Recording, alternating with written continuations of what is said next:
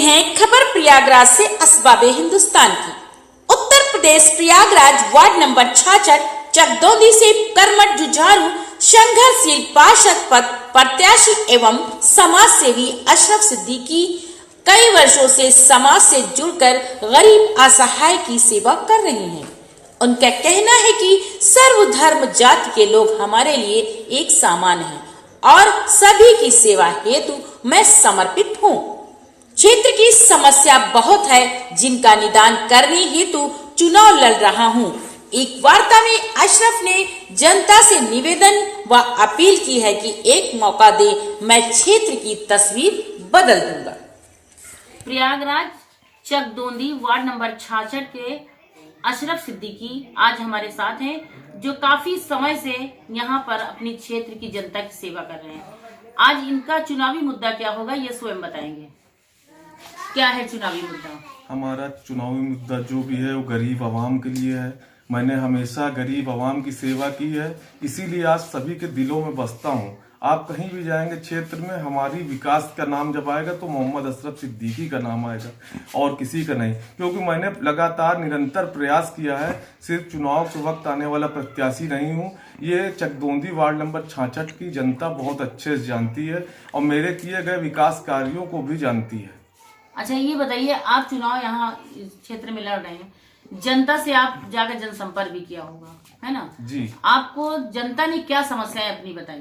जनता ने अपनी समस्याएं ये बताई हमको। मूल रूप से जो समस्याएं हैं आप जानती हैं वो सब एक जैसी होती हैं।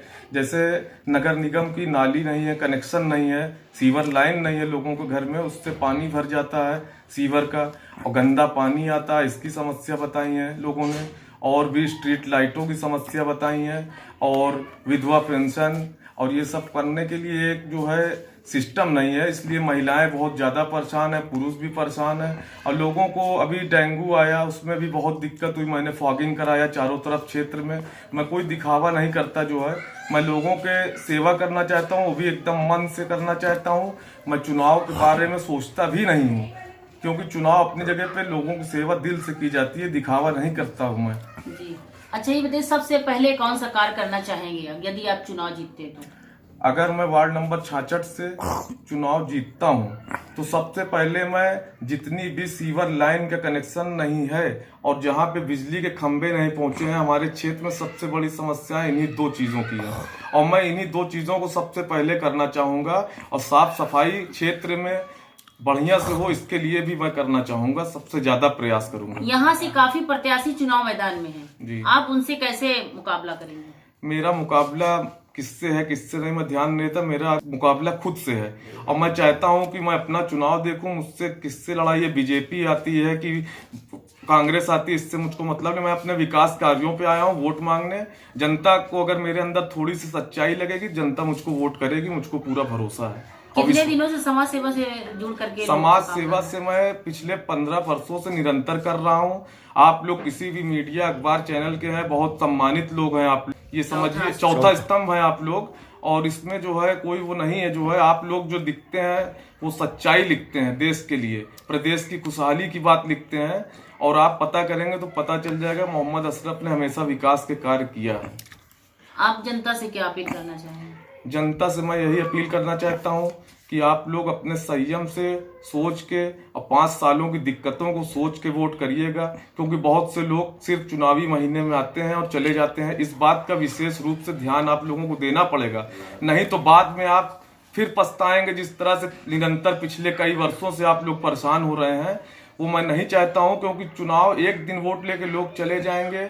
और मैं आपका भाई, आपका बेटा लगातार 5 सालों में रात 2 बजे भी बुलाएंगे तो अगर नहीं हाजिर होऊंगा, आपने पहले भी आजमाया है मुझको और आगे भी आजमा के देख लीजिएगा। शिक्षा को लेकर क्या कहना चाहते हैं? शिक्षा की क्या समस्या है यहाँ?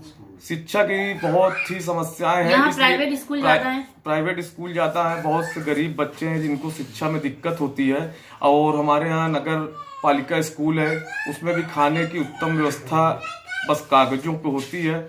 कोई जांच नहीं करता कि क्या बच्चे खा रहे हैं, कैसे खा रहे हैं। आप कभी क्या करेंगे आप फिर? मैं बच्चों के पढ़ाई की उच्चतम व्यवस्था करने की कोशिश करूंगा और खाने पीने को जो सामान उनको मिलता है, चाहे सरकार की तरफ से चाहे उसकी जांच करके अच्छा भोजन ये हमारी सोच है। जाति समीकरण को लेकर आप क्या कहना चाहते हैं? क्या जाति पर यहाँ चुनाव होगा? मेरा जो किरदार है उसने कभी जाति और मजहब की बात ही नहीं की है।